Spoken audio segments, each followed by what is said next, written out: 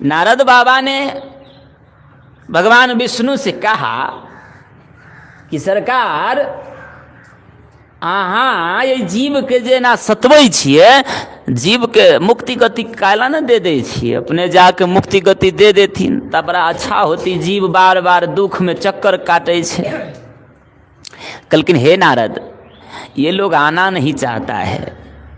कहा कि अहाँ तो बुर्बक के छी, कौन जीव न चाहती कि हम मुक्ति गति पाए? अहाँ तक खाली तैयार तो होइयो, के न कहती कि हम मुक्ति पाए? क्योंकि नारद तुम बहुत बुर्बक है, तुम नहीं समझते हो। कोई भी आदमी भगवान को पाना नहीं चाहता है। कहीं न कहीं कहीं न कहीं कहीं न कहीं वो कहीं न कहीं फंसा है और फंस जाता है। उन्हें है ये माया रूपी इतना बड़ा खिलौना है कि इस खिलौना में जो भी आता है इतना मनमोहक खिलौना है, इस खिलौना में सबको बचना बड़ा मुश्किल है। कोई बच पाता नहीं है। बचता वही है जो गुरु का लाल पक्का है, वही गुरु के लाल पक्का बच सकता है। अन्यथा संसार में मेरे हाथों से कोई नहीं बचता। माया के हाथों से बचना बड़ा मुश्किल है। अच्छा, एक बार अहाँ एगो प्रयास करियो, केना न जाय छै जीव, अहाँ एक बार तो करियो। कहलथिन ठीक है नारद, जाओ जाओ, हम राजा के रूप धारण करके संसार में आते हैं मृत्यु भुवन पर, और तुम जाओ संसार में घूम घूम कर कहना कि आज फलाने अमुक जगह पर राजा साहब दर्शन दे रहे हैं।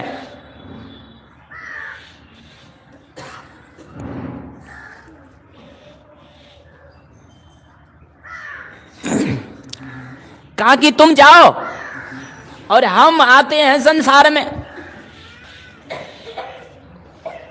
हम अमुक जगह अमुक पर्वत पर हम बैठे रहेंगे। जो जीव मेरे पास आएगा उसको स्वतः मुक्ति हो जाएगा नारद, लेकिन वहां 7 कोठली रहेगा। नारद बाबा घूमने लगे, सबको प्रचार करने लगे कि भगवान का दर्शन करना है, भगवान का दर्शन करना है तो चलो मेरे साथ, भगवान का दर्शन होगा, भगवान का दर्शन होगा। सबके सब दौड़ते हुए आया। 7 मंजिल का मकान बना हुआ था। मेरे माई बाप, 7 मंजिल के मकान में, 7 मंजिल के मकान में एक मंजिल, प्रथम मंजिल में केवल बिस्किमती बिस्किमती लोहे का सामग्री बना था और लोहे का औजार बना था। एक मंजिल केवल लोहे के औजारों से भरा हुआ था। दूसरा मंजिल पीतल के बर्तनों से भरा हुआ था। तीसरा मंजिल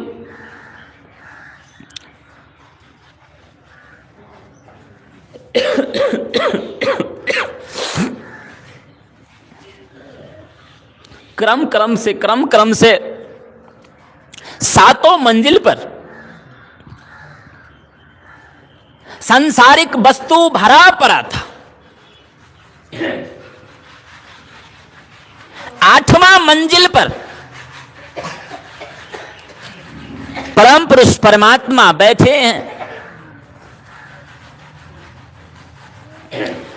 और नारद बाबा से कहा कि हे नारद, तुम जाओ संसार में घूम घूम कर लाओ, जो भी भक्त मेरे पास आ जाएगा मैं स्वतः उनको दर्शन दे दूंगा और मुक्ति गति मिल जाएगा, फिर उसको संसार में आने की जरूरत नहीं पड़ेगा।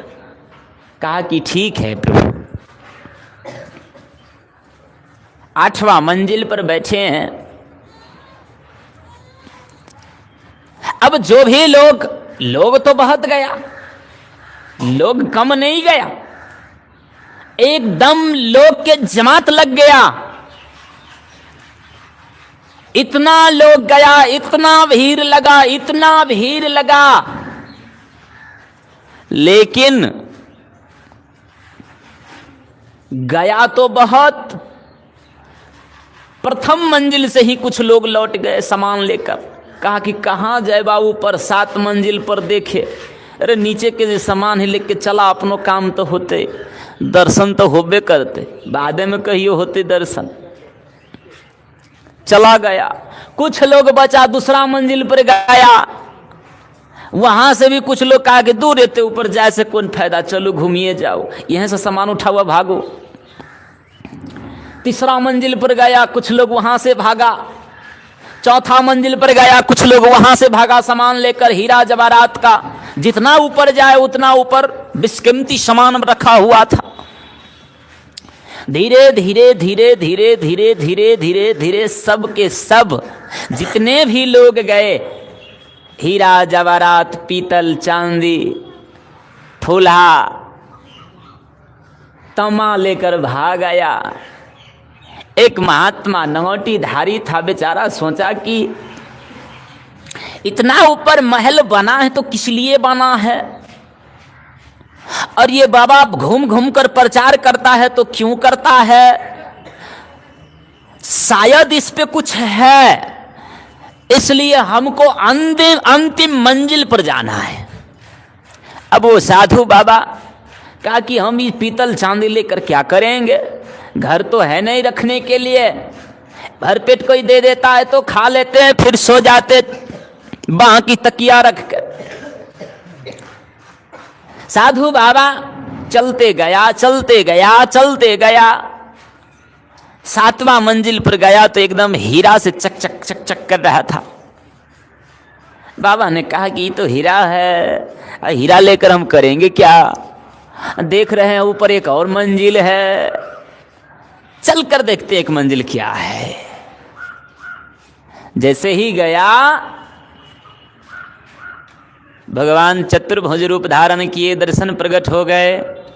कहा कि धन्य हो धन्य हो धन्य हो धन्य हो बेटा, इतने देश विदेश से आए हुए लोग हीरा जवाहरात लेकर चला गया, तुम मेरे पास आ गए हो।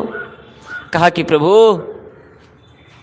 हम वो हीरा जवाहरात लेकर क्या करेंगे, हमें तो आपकी दर्शन की आवश्यकता था, हमें आपकी दर्शन करने की अभिलाषा था, हमें हीरा जवाहरात की जरूरत नहीं था प्रभु, इसलिए हम 8वां महल में प्रवेश कर गए।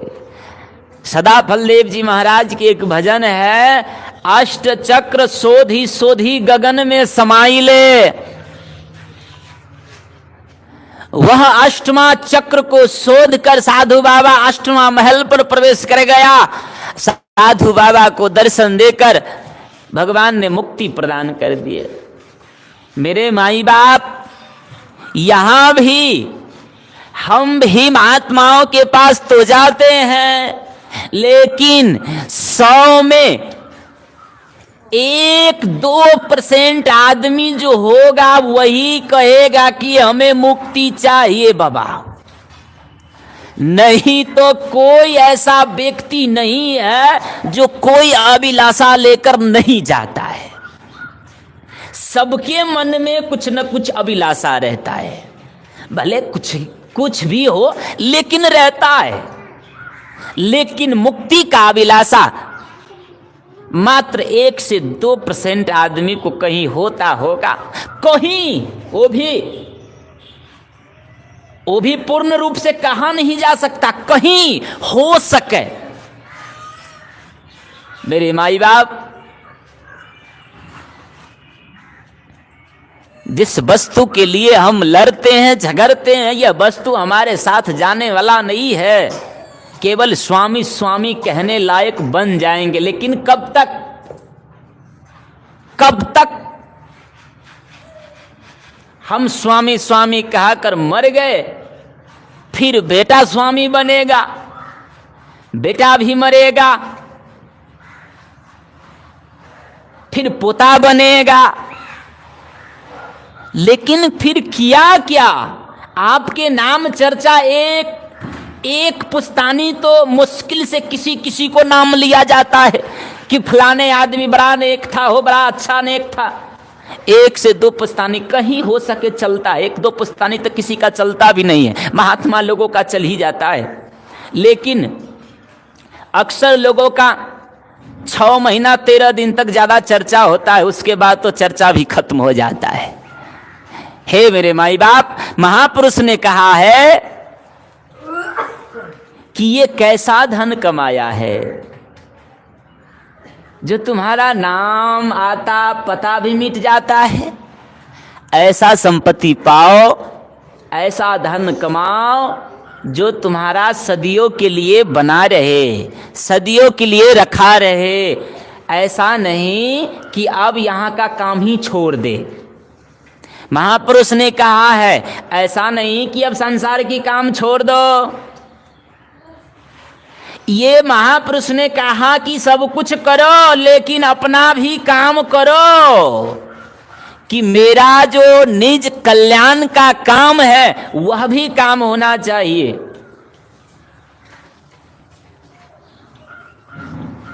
एक घड़ी आधो घड़ी, आधो में पुनियाद, तुलसी संगत साधु के हर क्रोटी अपराध। एक घड़ी आधो घड़ी, आधो में पुनियाद। एक घड़ी करो, एक घड़ी करो, घड़ी के टाइम से 1 घंटा करो। 1 घंटा यदि समय ना मिले तो आधा घंटा जरूर करो।